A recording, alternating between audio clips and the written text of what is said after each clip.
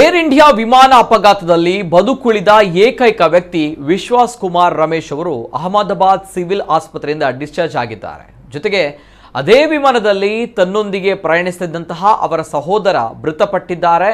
ಅವರ ಅಂತ್ಯಕ್ರಿಯೆಯಲ್ಲಿ ಭಾಗವಹಿಸಿದ್ದಾರೆ. ಉದ್ಯಮಿ ವಿಶ್ವಾಸ್ ಅವರನ್ನ ಮಂಗಳವಾರ ಸಂಜೆ ಆಸ್ಪತ್ರೆಯಿಂದ ಡಿಸ್ಚಾರ್ಜ್ ಮಾಡಲಾಗಿತ್ತು. DNA ಪರೀಕ್ಷೆ ಮೂಲಕ ವಿಶ್ವಾಸ್ ಅವರ ಸಹೋದರ ಅಜಯ್ ಅವರ ಮೃತದೇಹದ ಗುರುತನ್ನ ದೃಢಪಡಿಸಿದ ನಂತರ ಬುಧವಾರ ಬೆಳಗ್ಗೆ ಕುಟುಂಬಕ್ಕೆ ಹಸ್ತಾಂತರಿಸಲಾಯಿತು. ಇನ್ನು ವಿಶ್ವಾಸ್ ಅವರ ಕುಟುಂಬ ಈಗಾಗಲೇ ಯುನೈಟೆಡ್ ಕಿಂಗ್ಡಮ್ನಿಂದ ಇಲ್ಲಿಗೆ ಬಂದಿದ್ದು, ಸಾಮಾಜಿಕ ಮಾಧ್ಯಮಗಳಲ್ಲಿ ಕಾಣಿಸಿಕೊಂಡ ವಿಡಿಯೋದಲ್ಲಿ ದಮನ್ ಮತ್ತು ಡಿಯುನಲ್ಲಿ ವಿಶ್ವಾಸ್ ಅವರು ತನ್ನ ಸಹೋದರನ ಮೃತದೇಹವನ್ನ ಹೆಗಲ ಮೇಲೆ ಹೊತ್ತುಕೊಂಡು ಸ್ಮಶಾನಕ್ಕೆ ಹೋಗ್ತಾ ಇರುವಂತಹ ದೃಶ್ಯವನ್ನ ಕಾಣಬಹುದು. ಜೊತೆಗೆ ಈ ಸಂದರ್ಭ ವಿಶ್ವಾಸ್ ಅವರು ಭಾವುಕರಾಗಿದ್ದರು.